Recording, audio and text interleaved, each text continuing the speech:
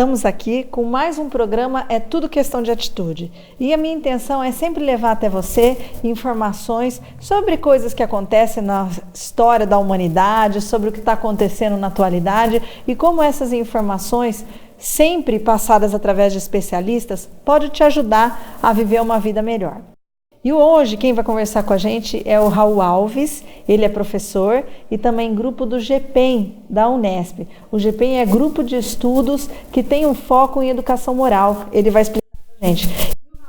Eu conheço há muito tempo, estou muito feliz de estar aqui com você, Raul. Nossa, imagina, quando eu participava do GPEM, quando eu fundei a Embaixadora de Prevenção, eu queria entender um pouco mais de moral, de ética, e fui lá para o GPEM e vi que é um grupo muito sério, né, Raul? Sim, é um grupo bastante sério. E bastante grande agora também, né? A gente é um grupo de pesquisadores que estamos em duas grandes universidades, na Unicamp e na Unesp. E a gente tem trabalhado muito com as questões da convivência na escola, né? Então é uma das nossas grandes preocupações, de olhar para as questões da convivência e como é que elas estão, como é que ela está repercutindo na própria questão da aprendizagem dos alunos e do desenvolvimento dessas pessoas enquanto elas estão em ambiente escolar. O Raul, é interessante que, assim, parece que quanto mais a gente estuda, mais grupo de estudo que a gente tem, que a gente forma, mais difícil tá a convivência, né? Eu sei que não é assim, vocês devem ter resolvido muitos problemas já, mas é estranho, né? A gente fica com a sensação de que tá tão difícil conviver nas escolas, né? Na verdade a gente está passando por mudanças muito rápidas no mundo, né? E aí essas mudanças no mundo repercutem diretamente na escola. E a escola é uma instituição, né, histórica, e ela tem raízes muito profundas dentro do próprio esquema da sociedade. E com isso, a escola ela demora um pouco mais para acompanhar as mudanças do mundo, né, que é algo natural até, e bom, né, se for ver no sentido de modismos, né. E diante disso, com essas mudanças rápidas do mundo e uma mudança mais lenta da escola, acaba que há um descompasso aí entre o mundo e a realidade que as crianças vivem na escola, né? Então, o mundo que as crianças vivem fora da escola é um. Quando elas vão para dentro da escola, o mundo muda, as formas como as pessoas se relacionam mudam, a forma como ela tem que agir perante os outros muda. E aí quando vem a questão da convivência virtual, do mundo digital, da internet, né, isso tudo se potencializa, porque antes se eu convivia com 30, 40 pessoas dentro de uma sala de aula, agora eu convivo com essas 30 ou 40 pessoas e mais com milhares de pessoas dentro do ambiente virtual, né? Então, o próprio tipo de relação tem mudado a partir das experiências que as pessoas vivem dentro do ambiente virtual. E aí, claro que fica mais difícil, né?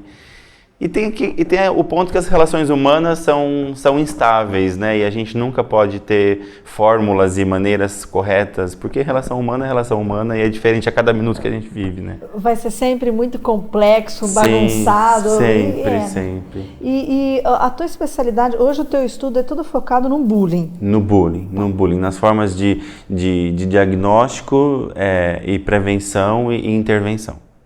E, gente, você que está nos assistindo, né, com certeza, a gente ouve muito aquela frase, né, antigamente não tinha nada disso. Não, tinha, eu sofri bullying, tinha outro nome, mas eu sofri, e é algo que machuca muito a gente, né, porque a gente acredita, eu acho que o problema é a gente acreditar no que o outro falaram da gente, né, esse é o verdadeiro problema. Na verdade é isso, né, o bullying é um fenômeno humano, né, sendo um fenômeno humano, da natureza humana, ele sempre aconteceu e sempre acontecerá.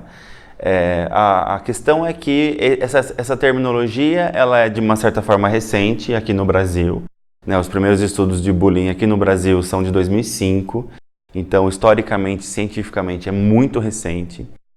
E no mundo os estudos de bullying já vêm sendo feitos já desde a década de 60. Então já não é tão recente assim mais no mundo, né? Mas de fato o bullying sempre existiu e a questão é exatamente essa, né? O quanto ele interfere num ponto que pra gente é um ponto-chave, que é a maneira como a gente se vê, né? E interferindo na maneira como a gente se vê, muda todo o esquema de como a gente compõe as representações que a gente tem da gente na nossa vida, né? Então quando um agressor escolhe uma vítima, para perpetuar suas agressões, ele escolhe justamente por uma característica que é bastante relevante para ele, que é uma vítima que é frágil, que não tem amigos, que não consegue se inserir em grupos sociais, né? E aí, diante dessas características, é que ele consegue fazer as agressões se perpetuarem, né? E aí, cada vez mais, isso vai se potencializando, né? E se já tinha uma vítima frágil antes, com as agressões ela vai ficando cada vez mais frágil. Raul, se você me perguntar agora, Sandra, você já fez bullying com alguém? Eu te diria que não, que eu nunca fiz, eu não me recordo. Você acha que a pessoa que ativamente faz o bullying com outra pessoa é porque ela teve muitos problemas, ou é porque ela tem problemas na família, ou isso pode acontecer com qualquer pessoa? O bullying é um fenômeno complexo, né, e multicausado, né? A gente fala que o bullying é multicausado porque a gente não pode explicar o bullying através de uma única perspectiva. Então tem a perspectiva psicológica, tem a perspectiva social, tem a perspectiva familiar, enfim, tem uma série de fatores que contribuem para que o bullying aconteça. Então, assim, de fato, é bastante comum os agressores não se darem conta que eles estão agredindo justamente porque falta neles a capacidade de se colocar no lugar do outro e de perceber o dano que ele tem causado, né? Então, é uma coisa muito frequente você perguntar para alguém que está agredindo o outro, uma vítima dentro de uma situação de bullying, e aí você pergunta o que ele está fazendo e ele diz que é só uma brincadeira. Então, né, então há uma percepção bastante clara de que muitas vezes para o agressor é de fato só uma brincadeira mesmo, mas é algo que vem da necessidade dele de se manter numa posição de superioridade e numa posição de status perante o seu grupo de pares, né? Só lembrando sempre algo extremamente importante, que o bullying ele é um fenômeno que acontece entre pares. Né? Sendo assim, então não há possibilidade de que aconteça uma situação de bullying, por exemplo, entre pai e filho, professor e aluno. Entendi. Porque é uma dúvida muito comum e que muitas pessoas dizem sobre bullying, mas que não se usa essa terminologia. Né? Porque há essa forma de violência entre professores e alunos, pais e filhos, mas ela não pode ser chamada de bullying, porque a principal característica do bullying é que ele acontece entre pares. E acontecendo entre pares, não pode haver uma relação hierárquica entre as pessoas envolvidas. Né? Senão descaracteriza. Senão descaracteriza. A gente tem outros nomes, assédio, intimidação, né, violência mesmo, mas ela não pode ser chamada como bullying. Então é um equívoco bastante frequente que a gente tem visto pela própria disseminação do nome bullying, né? Então a gente tem ouvido falar muito sobre bullying, mas de fato entender, por ser um problema tão complexo, a gente precisa entender quais são essas características para que a gente possa, de fato, conversar melhor e entender como é que ele funciona, né? Eu não sei se você tem esses números, mas hoje em dia acredito que o cyberbullying é muito mais forte do que o bullying, por estarmos muito tempo na internet, pelos jovens, ou não? Sim, porque afeta do mesmo jeito, afeta, né? do mesmo jeito. E tem algumas características, a raiz é a mesma, né? A raiz da convivência é a mesma, mas tem algumas características que se diferenciam, né? Como, por exemplo, para acontecer, o bullying, ele precisa ser uma violência que acontece repetidamente, né? Então, acontece hoje, acontece amanhã, acontece depois. Então, ele precisa ser repetido, porque senão ele é um conflito e aí não se caracteriza como bullying. Quando vai para o ambiente virtual, não há necessidade mais dessa característica da repetição, porque uma vez postada, a mensagem, a foto, o vídeo está sempre lá. A cada curtida ela volta, a cada comentário ela volta, a cada compartilhamento ela volta. Então, por exemplo, no cyberbullying não é necessário a característica da repetição, de postar várias vezes. Uma única postagem faz estrago. Nossa. Mecanizou o negócio. Exatamente. E se o bullying você está dentro de uma sala de aula, por exemplo, com 30 pessoas envolvidas, quando vai para a rede, quando vai para a internet, você multiplica isso de uma forma até impensável, né? Quantas pessoas conseguem ver e conseguem ter acesso àquela informação é muito maior do que dentro de uma sala de aula, né? Então, tem uma pesquisa do SaferNet. O SaferNet é uma organização mundial que cuida dos direitos da internet, né? E eles têm se empenhado muito em entender a questão das agressões em ambiente virtual. O cyberbullying é uma das agressões no ambiente virtual, né? Tem o sexting, as fake news, E aí tem uma pesquisa deles que diz que as violências, as questões de cyberbullying, elas dobraram de 2012 para cá, né? Justamente por conta de que as pessoas têm mais acesso às redes sociais, as pessoas convivem hoje mais pelas redes sociais, né? Então, de fato, é algo bastante preocupante o quanto a gente precisa pensar e educar virtualmente e tecnologicamente essas crianças e esses adolescentes, né? Com certeza. Bom, nós estamos conversando com o Raul Alves, ele se especializou em bullying e falou um pouco para a gente sobre esse mercado, sobre esse universo que muitas vezes a gente desconhece. A gente sabe que tem, mas não sabe exatamente como funciona. A gente vai para um rápido apoio cultural e a gente já volta.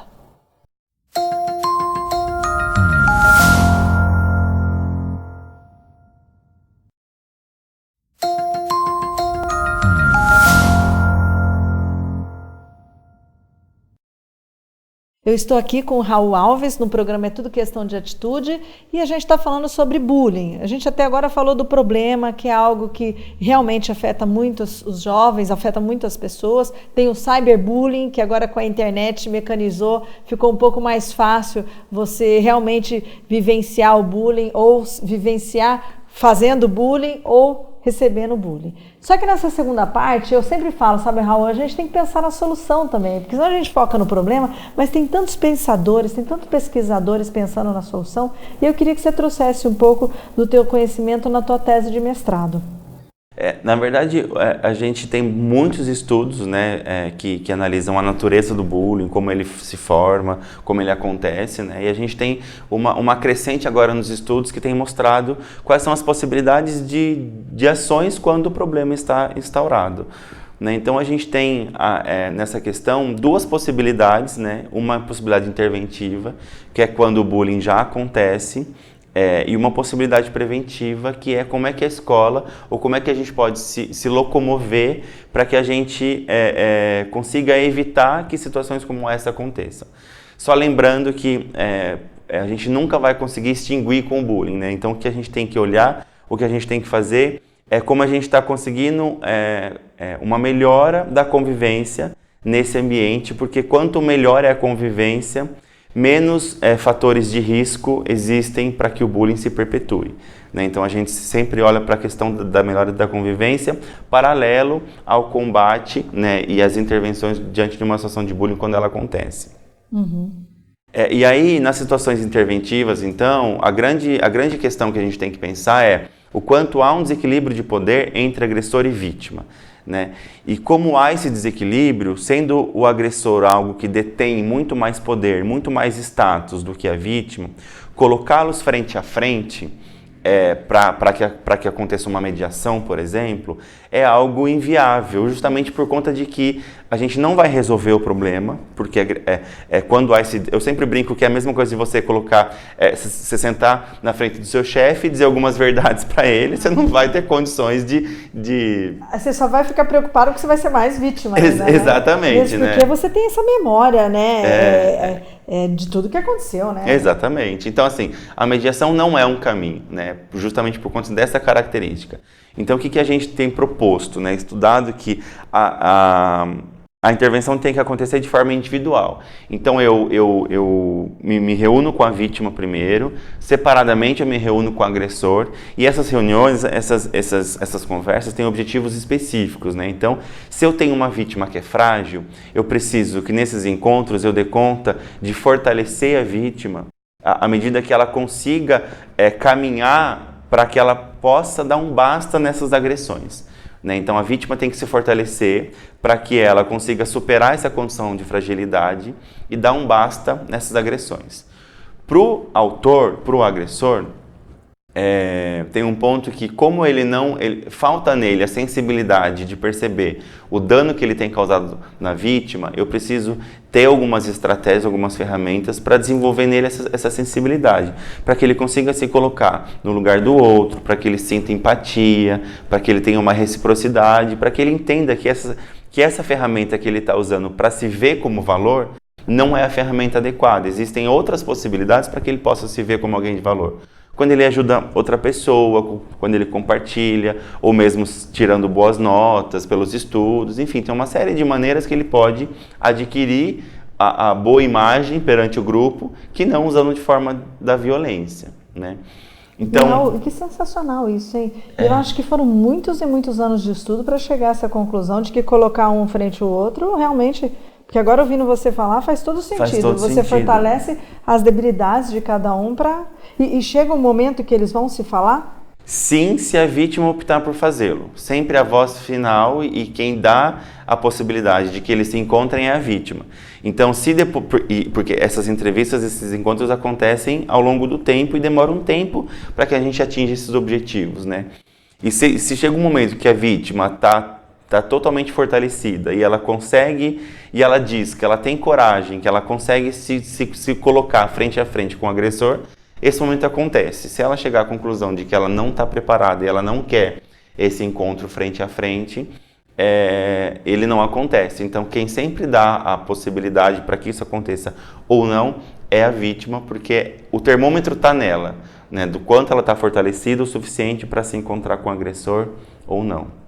Não, e interessante, né? Não sei se você que está aí assistindo teve essa mesma percepção, mas o que eu fico pensando é o seguinte, é muito mais fácil você moldar a vítima, porque muitas vezes o agressor, ele não quer sair dessa posição, né? Porque ele acredita que tem poder. Eu não sei o quanto você já trabalhou com isso, atendendo o agressor e a vítima, mas acho que mudar o agressor é mais difícil, ou eu estou enganada? Não, é mais difícil, é que há todo um mecanismo psicológico por detrás de tudo isso, né? Então, ainda que não precisemos ser psicólogos para que a gente conduza essa dinâmica, há um mecanismo por detrás, né? E você se perceber enquanto culpado é sempre mais difícil, né? Então, você mesmo disse, eu não me lembro de situações que eu possa ter sido agressora, né? Então, se reconhecer enquanto agressor é muito mais difícil do que se reconhecer enquanto vítima, né? Então, tem esse o ponto que, para quebrar essa coisa do eu sou agressor, é justamente a maior dificuldade e o que demora mais nessas entrevistas de segmento com o agressor, né? E a gente não pode perder de vista que para ter bullying tem a necessidade de que haja os espectadores, né? Quem assiste a intimidação ou quem fica sabendo da intimidação, né? E o trabalho com eles também é importante, porque tem no espectador um ponto que é extremamente importante, que é o quanto eles se indignam com aquela situação e o quanto eles conseguem intervir. Tem algumas pesquisas que relatam que 85% dos espectadores não concordam com a situação de violência. Só que desses 85% que não concordam, só 15% intervém em favor da vítima. Então tem um espaço aí, né, um vazio de 70% de alunos que assistem, não concordam, mas não fazem nada. E aí, se a gente transpor isso para uma sociedade em que a gente vive, em que as violências são normalizadas, né? Eu não me espanto mais com uma violência na rua, eu não me espanto mais com um morador de rua, eu não me espanto mais com as barbáries que a gente vê no mundo de hoje, né? Então, a gente tem perdido a capacidade de se indignar, né? E o quanto é importante o trabalho com os espectadores para que eles não percam a capacidade de se indignar e usem essa indignação para que eles consigam se colocar em favor da vítima e ajudar numa situação como essa, né? E daí, para isso, vocês têm trabalhos preventivos nas escolas? Isso, aí a gente tem o que a gente chama das equipes de ajuda, né, que são grupos de alunos formados e preparados para lidar com essas situações, né? Só desculpa te interromper, você está falando de que faixa etária esses grupos de ajuda? Fundamental 2, de 11 a 14 anos. Tá. Antes disso, vocês não encontram tanta necessidade? Antes disso, o formato das equipes de ajuda não dá conta, né? Porque quando um adolescente se envolve com um problema que é de outra pessoa, o adolescente tem uma condição cognitiva, né, de racionalizar que aquele sofrimento não é dele, porque ele consegue se distanciar dessa situação. Então, quando eu ajudo uma pessoa, eu ajudo, mas entendendo que aquele problema é dela e não é meu, né? E aí a gente evita algumas questões de que eu incorpore um problema que é do outro. A criança pequena, ela não tem essa condição de se afastar desse problema, né? De se colocar fora desse problema. Então, a criança pequena se envolve. Entendi. Né? Então, por isso que a gente não trabalha com esse formato com criança pequena. Existem outros formatos, mas não as equipes de ajuda, né? Os clubinhos da gentileza, ou outras formas de se desenvolver a boa convivência que não as equipes de ajuda. E aí as equipes de ajuda, então, elas atuam frente aos alunos que estão mais fragilizados no ambiente escolar. Os alunos percebem muito mais facilmente do que a gente quem está passando por problemas, quem tem dificuldade em fazer amigos, quem tem dificuldade em se socializar. Né? E aí eles atuam nesse sentido, de fortalecer a convivência no ambiente da escola e acolher esses alunos que têm, de repente, dificuldade em fazer parte de um grupo de amigos e se isolam, ficam sozinhos durante o intervalo, por exemplo. Né? Então, o trabalho com as equipes de ajuda é justamente o de fortalecimento dessas pessoas que estão numa posição de fragilidade maior e o de promover espaços na escola onde a convivência seja algo bom, né, e algo que eles possam utilizar para fazer amigos e desenvolver outras questões mesmo de ajuda, enfim, dessas questões. E como pesquisador, Raul, eu vi lá no GPEM, participei pouco tempo, mas deu para entender. Vocês têm muito estudo da teoria, mas vocês vão muito a campo também, né? Tem muito a prática, né? Tudo que você está falando aqui existe de verdade? Existe. A teoria, no nosso caso, né? Acho que em todos os casos, mas no nosso caso é mais evidente que a gente não constrói a teoria sem a prática, né? Então, todas as nossas pesquisas são feitas a partir da realidade que a escola vive, né? Então, sempre a gente faz as coisas de dentro do âmbito escolar. Então, é da escola que sai todo o material que depois se transforma em pesquisa. Né? E aí a gente tem implementado as equipes de ajuda.